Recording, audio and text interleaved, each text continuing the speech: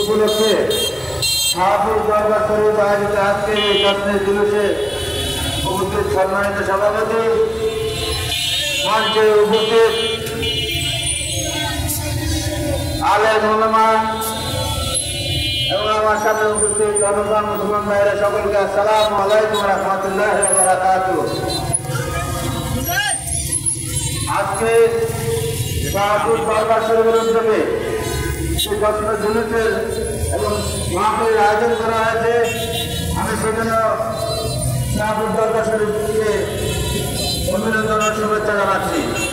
আসলে আমরা আমাদের হযরত মুহাম্মদ সাল্লাল্লাহু আলাইহি ওয়াসাল্লামের